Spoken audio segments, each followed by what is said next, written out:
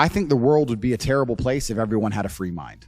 You do need the slave minds. I've heard you say that. As annoying as they are, yeah. You do need the slave minds. You do need the guy who believes that, you know, working the gas station is important and he's good at it. You need him. It's good. You need these people. Yeah, but what if that guy just doesn't know any better, though? It's good. Or he's this is what we're talking about, good, though. fine. The world can't all be, you know, mansions on the palm in Dubai. They can't all be that. So successful is all about self-definition, which is what I was saying at the beginning. You have to decide who you want to be. And if you wanted to be Joe Schmo and you pull it off, then you'll be a pretty happy, content person. Decide who you want to be. I think the people who are miserable, it's the gap between their expectations and their reality. That's where the misery lies. Yeah. My expectations were always enormously high.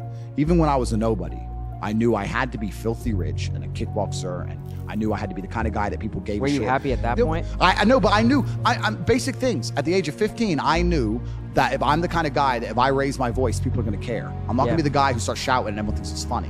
I know I'm going to be the kind of guy who's genuinely a formidable opponent in all realms of human endeavor. I know I'm going to have money. I know I'm not going to take shit. Where did from that nobody. come from, though? Well, I just you can't just. Yeah, I know. I understand what you're saying, because my whole life you I had the felt same like thing, there's bro. always more. I know that there's more. Like, But I think a lot of people have that. Of course. But the people who are miserable are the people who don't try hard enough to obtain it, because I actually believe, and this is another thing I'll say, I believe the universe is very giving.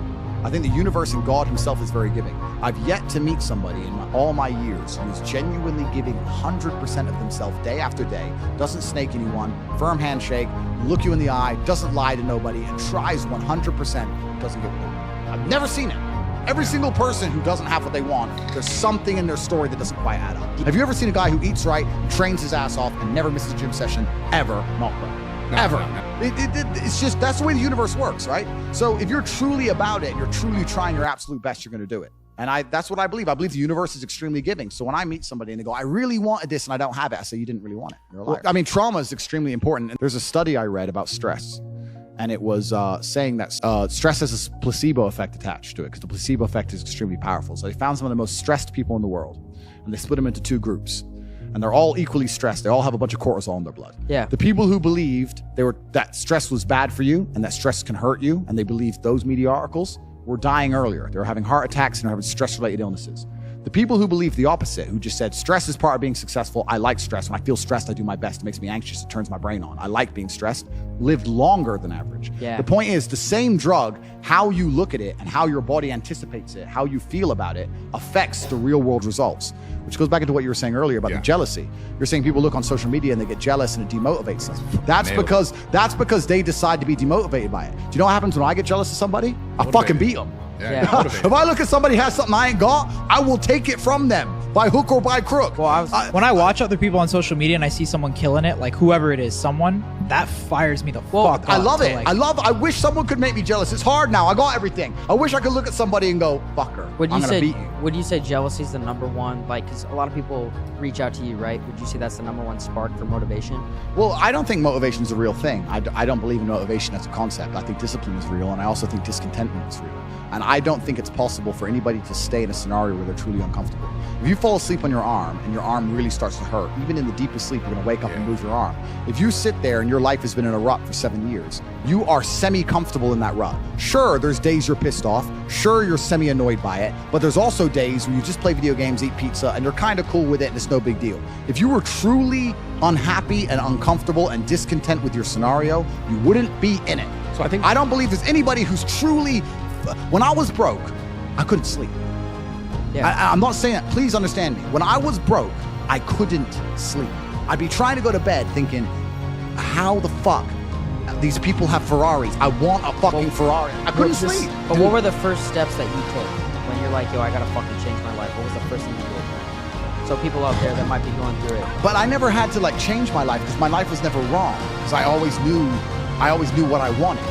And I was always doing my best to get it. I think that's like built within people. Hold on. This comes down to self-awareness. Everyone is, like I said earlier about the outward reflection about what's happening. People aren't taught to be self-aware anymore. People are taught to just like I said, look at that guy, what he has, and be mad that you don't have it. Or like, if something's going on with me, I don't want to look inside and say, what's actually happening with me? Why am I this way? Why am I the person that I am today? Everyone goes, it's an outward. Like if I have a problem with a girl, oh, it's her fucking fault. Oh yeah, pass the blame. Pass the blame. Everything has been that way. And I just want to talk more about this kind of stuff because like we're asking these questions like about like what this, but I want to figure out deeply, how do you think a man specifically in this case is able to look at themselves more comfortably without holding the judgment, the fact that they don't have the stuff over themselves, because we need to talk more about this kind of shit and critical thinking as well. We'll get into that next. Completely. You're totally right. I think there's two answers to the question.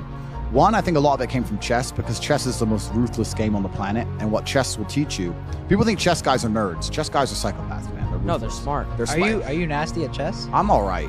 I'm not. What's your best like game, like strategy? My game? elo, for anyone who knows chess rating, is like 1800, which is it's all right. It's a pretty average considering my father was a grandmaster. It's like good. But I was shit. I was 1800 when I was 8. I got no better. Right? Okay. So because I stopped playing. But chess teaches you that no matter how, chess teaches you that if you lose, at some point you made a mistake. It doesn't matter if it's the smallest mistake. It doesn't matter if you just took too long to think to make the right move and you ran out of time on the clock. At some point you fucked up for you to lose that game. It's 100% accountability with no luck.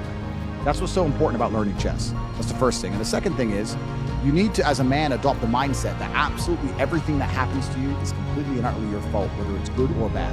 And most men don't have that. Most men don't have that. When the Matrix was attacking me and they were destroying me, when they're calling up my exes trying to get fake fucking charges on me and put me in jail, when they closed my bank accounts and I used $10, $11 million, when they banned me on all social medias and lie about me, and they harassed my family, and I'm sitting there going, this is my fault. All of this is me. I got here. It's my fault. I'm not going, that was unfair. It was orchestrated. The NGOs worked against me. Because that is not helpful. So it's accountability. It's 100% accountability in all things. But also when I go out there and I start the Bugatti, it's like, that's me. This is my fault. The car is my fault, and the big house is my fault, and everything that ever goes wrong is my fault. And the failures. Yeah, absolutely. You have to take complete and utter accountability for everything. You can't make excuses ever.